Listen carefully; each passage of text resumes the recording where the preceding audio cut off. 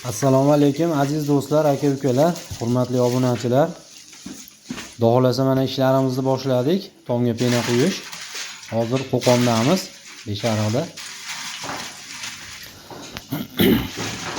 Hozir mana bir qator ish jarayonlarimizni olib boryapmiz. Hozir bu yamalgan holatdagi bir qator yamab olingan.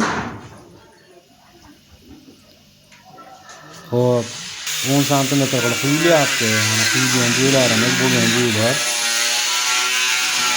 Ustida bemalol yursa bo'ladi, yorilib yo'q, boshqa yo'q, xohlasa yaxshi chiroyli holatda chiqyapti, tekshirilgan qo'ldan kelgancha.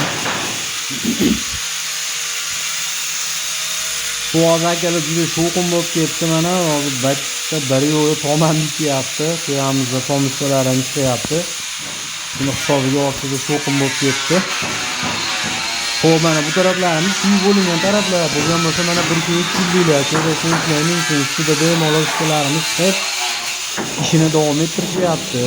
Xohlasa yorilmaydi, chizilmaydi. Qo'ldan kelgancha chiroyli qilib quyib beramiz.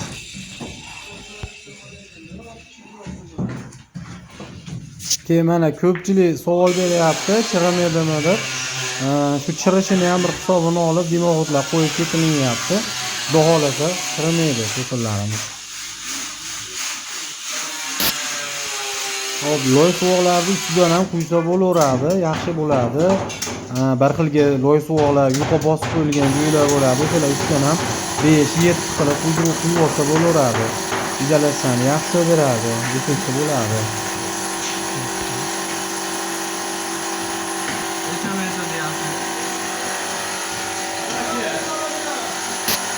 Bu pena lombozimizning tarkibida mahsulotlarimiz suv bo'ladi, gips bo'ladi, penasi bo'ladi.